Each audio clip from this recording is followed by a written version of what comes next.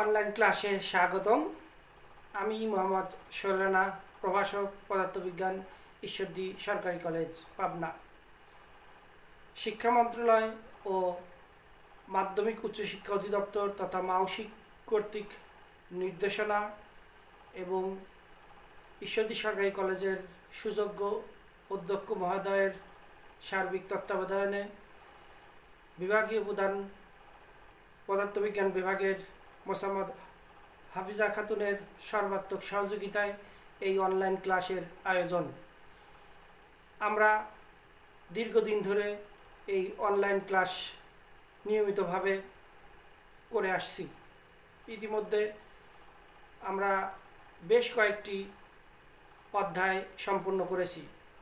আমি আশা করব তোমরা এই সকল অধ্যায় ভালোভাবে একাধিক টেক্সট বই দেখে বুঝে পড়বে।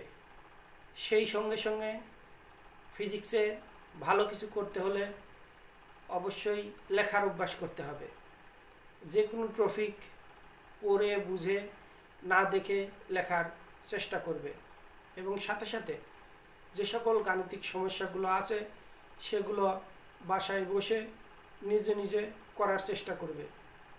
নিতান্তই যেগুলো পারবে না সেগুলো নোট করে রেখে দিবে, যখন ক্লাস শুরু হবে তখন আমাদেরকে দেখাবে, অথবা আমাদের এই যে অনলাইন ক্লাসের মাধ্যমে কমেন্টস করে তোমরা জানাতে পারো যে এই প্রবলেম আছে, আমি চেষ্টা করব ওই সকল সমস্যা সমাধান করে দিতে।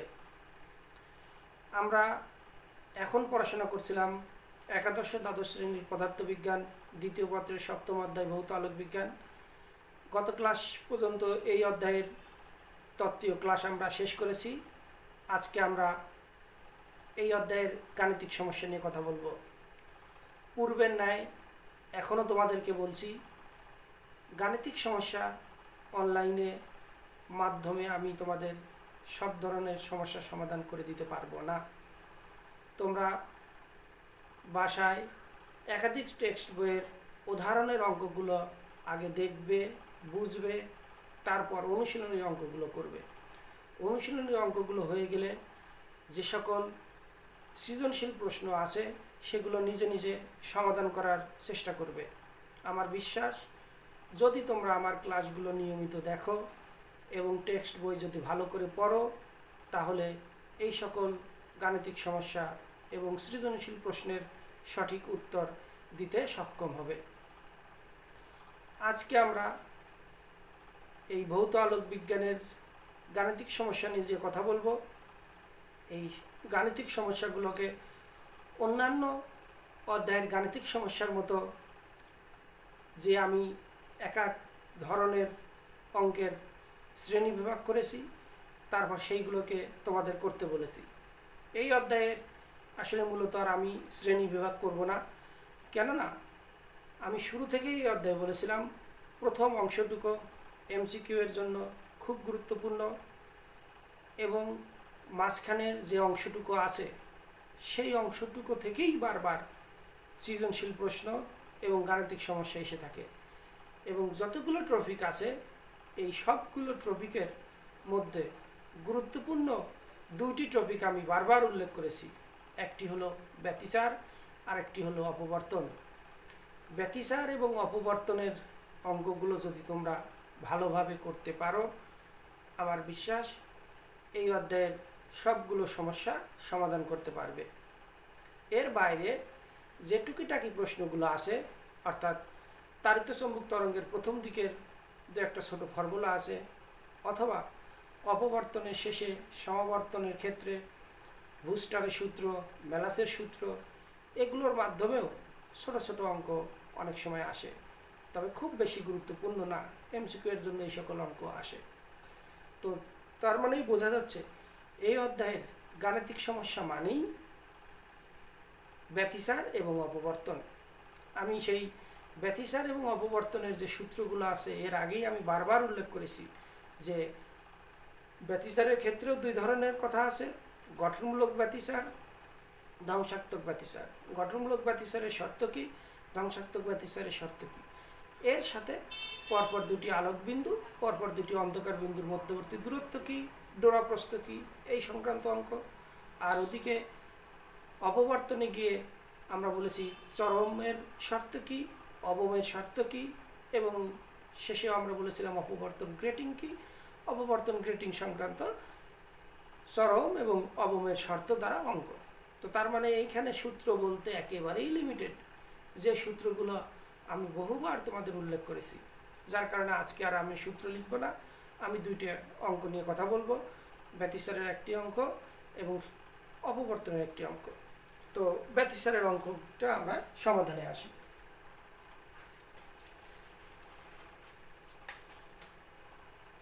ব্যতিচার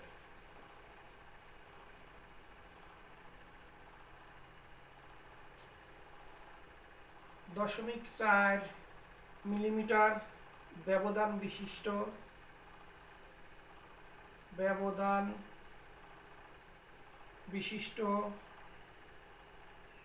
দুটি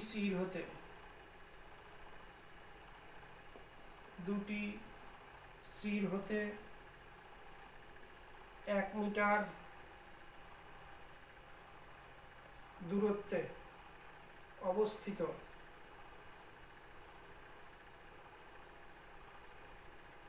পর্দার উপর ব্যতিচার সজ্জা সৃষ্টি হলো। ব্যতিচার সজ্জা সৃষ্টি হলো। ব্যবহৃত আলোর তরঙ্গ দৈর্ঘ্য 5000 অ্যাংস্ট্রম।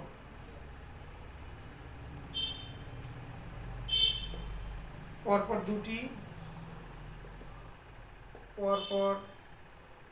দুটি উজ্জ্বল ও অন্ধকার কেন্দ্রের মধ্যবর্তী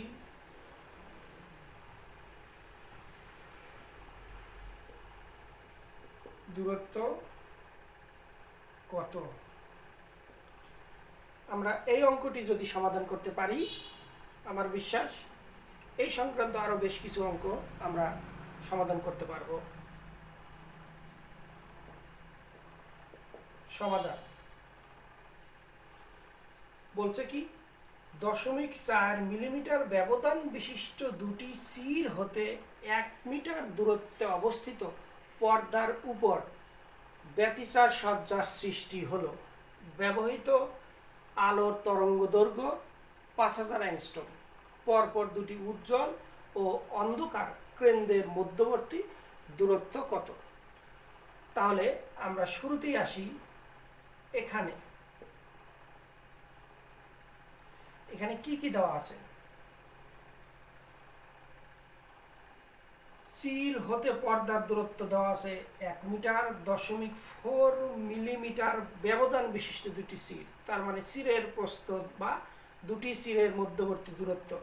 তাহলে আমরা লিখতে পারি দুটি সিরের মধ্যবর্তী দূরত্ব কমা এ 0.4 মিলিমিটার। এটাকে যদি মিটারে পড়ি, 4 গুণন 10⁻⁻⁴ মিটার লিখতে পারি। পর্দার দূরত্ব ক্যাপিটাল ডি দেওয়া আছে 1 মিটার। ব্যবহৃত আলোর তরঙ্গ দৈর্ঘ্য ল্যামডা দেওয়া আছে 5000 অ্যাংস্ট্রম তথা 5 গুণন 10⁻⁷ মিটার। এখন আমাকে বাকি প্রশ্নের সমাধান করতে হবে। এই বাকি প্রশ্নের সমাধান করার আগে আমরা যে সূত্র ব্যবহার করব, কেন সেই সূত্র ব্যবহার করব সেটি আগে আমরা বুঝে নিই। আমি পাশে একটি এই সজ্জা তৈরি করলাম, ধরে নিলাম এটি আলো এটি অন্ধকার, এটি আলো, তারপরে অন্ধকার। বিন্দু দিলাম এ, বি, সি, ডি, ই। আমাদের বলছে পরপর দুটি উজ্জ্বল ও অন্ধকার কেন্দ্রের মধ্যবর্তী দূরত্ব। আমি যদি পরপর দুটি উজ্জ্বল বিন্দুর দূরত্ব নির্ণয় করি তাহলে আসবে কি শুরু থেকে শুরু অথবা শেষ থেকে শেষ। আমি ধরে নিলাম শুরু থেকে শুরু, অর্থাৎ এ থেকে সি পর্যন্ত। আমি আবারও বলছি, আসলো কি এ সি, যে দুটি আলোর মধ্যবর্তী দূরত্ব আসলো এসি। আবার বলছে ও অন্ধকার কেন্দ্রে, তাহলে পরপর দুটি অন্ধকার। আমি যদি বি থেকে পরের অন্ধকার পর্যন্ত দূরত্ব বিবেচনা করি তাহলে বি থেকে আসবে ডি, বিডি, তার মানে বি ডি। কেন্দ্রের মধ্যবর্তী দূরত্ব, তার মানে এ এবং সি এর মধ্যবর্তী দূরত্ব বি, এবং বি থেকে ডি পর্যন্ত মধ্যবর্তী দূরত্ব সি। যেহেতু আমাদের প্রশ্নে বলছে উজ্জ্বল ও অন্ধকার কেন্দ্রের মধ্যবর্তী দূরত্ব, তার মানে উজ্জ্বল ছিল এসি, অন্ধকার ছিল বিডি। এসির মধ্যবিন্দু বি এবং বিডির মধ্যবিন্দু সি। তাহলে প্রশ্ন অনুযায়ী আমাদের মোট দূরত্ব আসে বিসি, তার মানে এই বিসি, অর্থাৎ শুরু থেকে শুরু বা শেষ থেকে শেষ যাই বিবেচনা করি, এই বিসি দূরত্ব বলতে বোঝায় যে আলোর শেষ থেকে আলোর শুরু বা অন্ধকারের শুরু থেকে অন্ধকারের শেষ। এর মানে বোঝায় যে পরপর দুটি আলোক বিন্দু বা পরপর দুটি অন্ধকার বিন্দুর মধ্যবর্তী দূরত্ব না হয়ে কি হলো, তাদের অর্ধেকের সমান, অর্থাৎ ডোরা প্রস্থ। তো এই প্রশ্নটা দিয়ে আমরা যখনই সূত্র ব্যবহার করব তখনই আমরা ডোরা প্রস্থ সূত্র ব্যবহার করব। আমার বিশ্বাস আমি আমার ব্যাখ্যাটা বোঝাতে পেরেছি, যে কেননা বলছে কেন্দ্রের মধ্যবর্তী দূরত্ব কত, তার মানে কেন্দ্র মানে এসির কেন্দ্র বি, বিডির কেন্দ্র সি, এই বিসি। এই বিসি বলতে ডোরা প্রস্থ বোঝায়। তার মানে আমাদের সূত্র হবে, এটুকু আমরা মুছে দেই, তাহলে আমরা সূত্র ব্যবহার করব হলো, আমরা জানি ডোরা প্রস্থ এক্স ডেল এক্স, যে যা করতে পারো, is equal two D lambda divided 2a অথবা ডি ল্যামডা ডিভাইডেড 4d। তাহলে সে অনুযায়ী আমাদের মান আমরা বসাবো। ডি পর্দার দূরত্ব কি পেয়েছিলাম 1, ল্যামডা তরঙ্গ দৈর্ঘ্য 5 গুণন 10⁻⁻7 ডিভাইডেড 2 গুণন এ ছিল সির পরপর দুটি সিরের মধ্যবর্তী দূরত্ব, মান ছিল 4 গুণন 10⁻⁻4। তো কাটাকাটি গুণ ভাগ করলে মান আসবে 0.625 মিলিমিটার, 625 মিলিমিটার। কেউ মিটারেও রাখতে পারো, কেউ মিলিমিটারেও রাখতে পারো, যার যা সুবিধা সেই সুবিধা অনুযায়ী তোমরা মান বসাবা। তাহলে আমার বিশ্বাস তোমরা এই অঙ্কটি খুব ভালোভাবেই সমাধান করতে পারবা। এখন প্রশ্ন হলো, এই অঙ্কটি একটু কথা দ্বারা ভিন্নভাবেও আসতে পারত। এখানে বলে দিতে পারত যে পরপর দুটি উজ্জ্বল বিন্দুর মধ্যবর্তী দূরত্ব কত, অথবা বলে দিত পরপর দুটি অন্ধকার বিন্দুর মধ্যবর্তী দূরত্ব কত। তাহলে আমাদের ফর্মুলায় আর তখন ডোরা প্রস্থ না হয়ে আমাদের শুধুমাত্র এ দিয়ে ভাগ হতো। তো যার কারণে এই এ কিংবা 2a এটা খুবই কিন্তু সূক্ষ্ম বিষয়, বাট অঙ্কের জন্য খুবই গুরুত্বপূর্ণ। তো আমার বিশ্বাস এইভাবে বুঝে তোমরা অঙ্কটি করার চেষ্টা করবে। আবারও যদি এরকমভাবে আসতো যে পরপর দুটি উজ্জ্বল কেন্দ্রের মধ্যবর্তী দূরত্ব নির্ণয় করো, তাহলে এখন যদি আমরা আসি যে এ থেকে সি পর্যন্ত হলো পরপর দুটি উজ্জ্বল বিন্দুর মধ্যবর্তী দূরত্ব। যদি আমরা কেন্দ্রের কথাও বলা হয় তাহলে এই আলোর কেন্দ্র আবার এই আলোর কেন্দ্র, তার মানে দূরত্ব তখনও সমান হতো। অর্থাৎ প্রশ্নটা যদি পরপর দুটি উজ্জ্বল বিন্দুর মধ্যবর্তী দূরত্ব নির্ণয় করো অথবা পরপর দুটি উজ্জ্বল কেন্দ্রের মধ্যবর্তী দূরত্ব নির্ণয় করো, তাহলে একই উত্তর আসবে। আবার যদি অন্ধকারের কথা থাকে সেক্ষেত্রেও একই উত্তর আসবে। শুধুমাত্র কি যদি বলে উজ্জ্বল ও অন্ধকার কেন্দ্রের মধ্যবর্তী দূরত্ব নির্ণয় করো, তাহলেই এইটা সূত্রটা 2 দ্বারা ভাগ হবে, অর্থাৎ ডোরা প্রস্থে চলে যাবে। তো আমার ধারণা তোমরা যে কোনো টেক্সট বই দেখে ব্যতিচার সংক্রান্ত যত ধরনের সমস্যা আছে তোমরা সমাধানের চেষ্টা করবে। আশা করি তোমরা সফল কাম হবে। এবার আমি আসি অপবর্তন নিয়ে একটু কথা বলতে। এবং এখানে আমি একটু বলে রাখি যে আরও যে শর্টকাট যে ছোট্ট কিছু ফর্মুলা থাকে, যে দশা পার্থক্য আমরা বারবার বলেছি, দশা পার্থক্য এটা কিন্তু খুবই গুরুত্বপূর্ণ জিনিস। যে 2π/λ গুণন পথ পার্থক্য, এই ধরনের ফর্মুলা অ্যাভেলেবল ব্যবহার হবে। সেখান থেকে আমরা যদি পথ পার্থক্য দেওয়া থাকে দশা পার্থক্য বের করব, দশা পার্থক্য দেওয়া থাকলে পথ পার্থক্য বের করব। এবং গঠনমূলক ব্যতিচারের শর্ত কি, ধ্বংসাত্মক ব্যতিচারের শর্ত কি, এটাও কিন্তু বারবার বলেছি যে পথ পার্থক্যের মান λ/2 এর জোড় গুণিতক বিন্দু হলে গঠনমূলক ব্যতিচার, আর যদি বিজোড় গুণিতক বিন্দু হয় অর্থাৎ পথ পার্থক্য তথা λ/2 এর বিজোড় গুণিতক হয় তাহলে সেটা ধ্বংসাত্মক ব্যতিচার। তাহলে এই অংশগুলো বা এই ছোট ছোট কথাগুলো আমরা অবশ্যই মনে রাখার সর্বাত্মক চেষ্টা করব। এবার আসি অপবর্তন।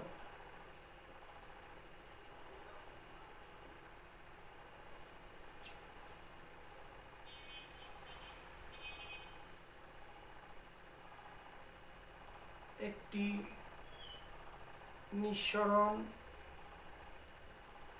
সমতল গ্রেটিং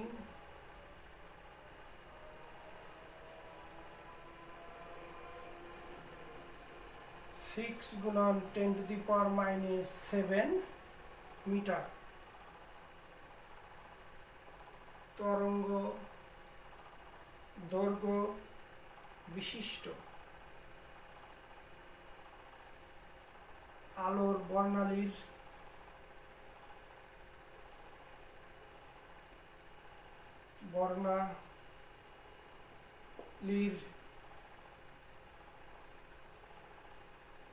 প্রথম ক্রমে 30 ডিগ্রি কোণ উৎপন্ন করে।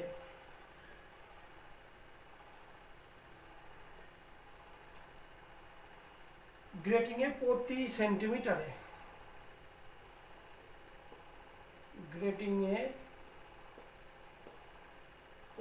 সেন্টিমিটারে রেখার সংখ্যা কত?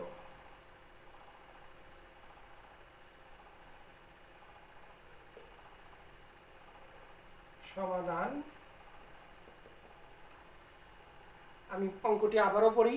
একটি নিঃসরণ সমতল গ্রেটিং 6×10⁻⁷ মিটার তরঙ্গ দৈর্ঘ্য বিশিষ্ট আলোর বর্ণালীর প্রথম ক্রমে 30 ডিগ্রি কোণ উৎপন্ন করে। গ্রেটিংয়ে প্রতি সেন্টিমিটারে রেখার সংখ্যা কত? আমরা সাইড নোট দিব যে এখানে কি দেওয়া আছে।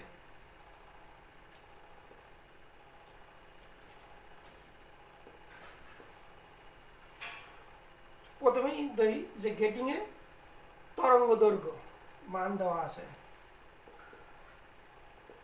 তরঙ্গ দৈর্ঘ্য ল্যামডা ইজ ইকুয়াল টু 6 গুণন 10⁻⁷ মিটার, এবং বলে দিছে আলোর বর্ণালীর প্রথম ক্রম, তার মানে ক্রম সংখ্যা ছোট n ইজ ইকুয়াল টু 1। এরপর দেওয়া আছে অপবর্তন কোণ,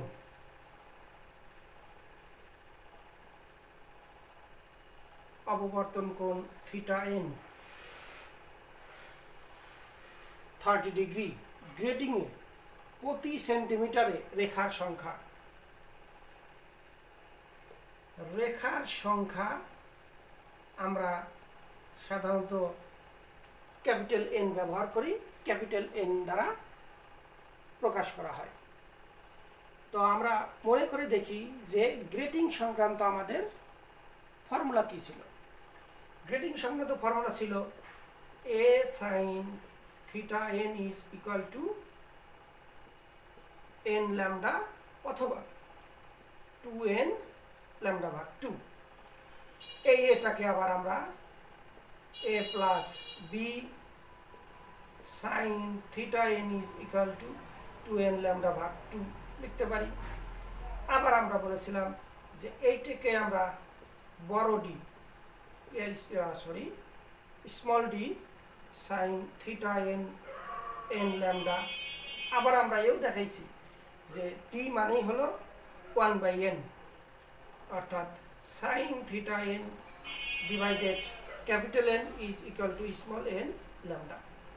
তো এই সূত্রগুলোই আমাদের দেওয়া ছিল।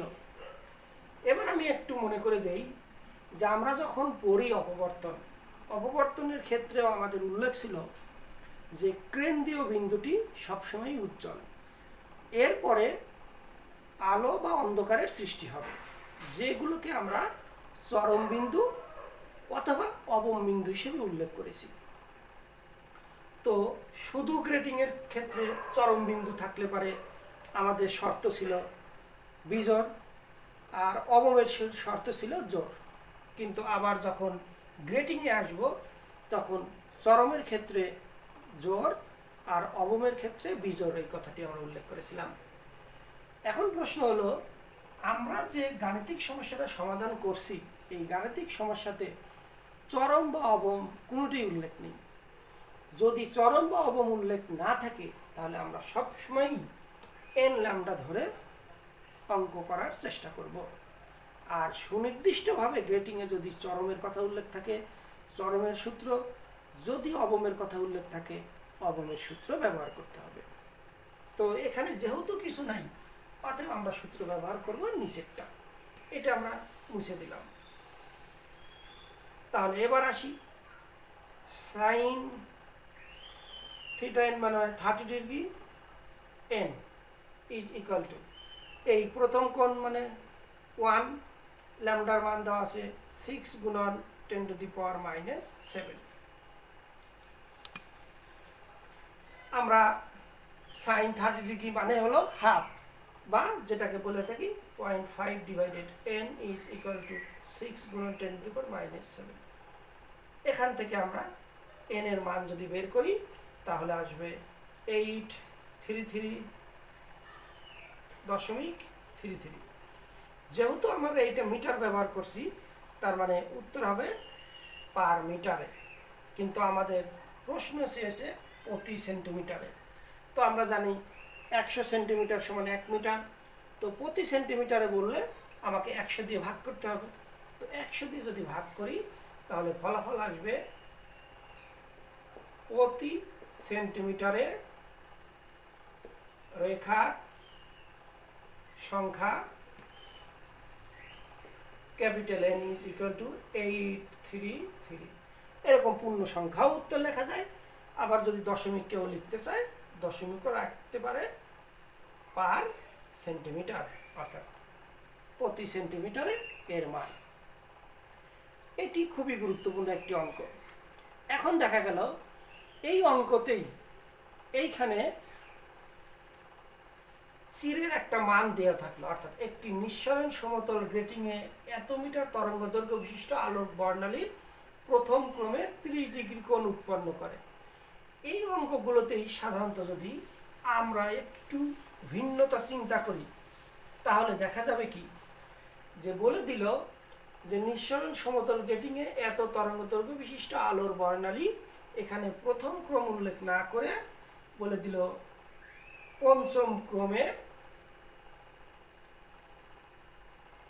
কোণ উৎপন্ন করে। আর এই জায়গাতে বলে দিল চিরের প্রস্থ 0.4 মিলিমিটার। তাহলে উৎপন্ন কোণের মান কত? তাহলে দেখা যাবে কি যে এই অঙ্কেই তখন আমরা কি করব, আমাদের কাঙ্ক্ষিত ফর্মুলা ব্যবহার করব, a sine theta n is equal to n lambda. এই এন এর পরিবর্তে 5, এর মান 0.4 মিলিমিটার। তো স্বাভাবিকভাবেই থিটা এন এর মান একটা বেরোবে। এটা হলো আমাদের কাঙ্ক্ষিত উত্তর। তবে এক্ষেত্রে আমি বলে রাখি, যদি ওরা কেন্দ্রীয় উজ্জ্বল বিন্দুর উভয় পাশে প্রথম ক্রম, দ্বিতীয় ক্রম, তৃতীয় ক্রম বা XYZ ক্রমের ক্ষেত্রে উৎপন্ন কোণের মান কত, অর্থাৎ এই অঙ্কই শুধুমাত্র ভিন্নতা চেঞ্জ করে দিল কি, যে কেন্দ্রীয় উজ্জ্বল বিন্দুর উভয় পাশে, এই কেন্দ্রীয় উজ্জ্বল বিন্দুর উভয় পাশে কথাটা বলার সাথে সাথে তখন আমাদেরকে চিন্তা করতে হবে যে এইটা যদি কেন্দ্রীয় বিন্দু হয়, এর এই পাশে একটা বিন্দু, এর এই পাশে আর একটা বিন্দু, তার মানে তখন আমাকে কোণ এইভাবে নির্ণয় করতে হবে। তো সেক্ষেত্রে আমাকে মনে রাখতে হবে যে শুধু একদিকে বিবেচনা করলে থিটা কোণ উৎপন্ন হয়, যখনই কেন্দ্রীয় বিন্দুর উভয় পাশে বের করতে বলবে তখন টুয়াইস থিটা হবে। অর্থাৎ এই theta n is equal two যা বেরোবে এইটাকে 2 দ্বারা গুণ করে যা উত্তর আসবে এত ডিগ্রি, সেটাই হবে আমাদের কেন্দ্রীয় উজ্জ্বল বিন্দুর উভয় পাশে উৎপন্ন কোণের মান এইটা। তো এইভাবে গ্রেটিং সংক্রান্ত যতগুলো অঙ্কগুলো আছে, আমার ধারণা তোমরা বাসায় বসে একাধিক টেক্সট বই দেখে এইগুলো সমাধান করতে পারবে।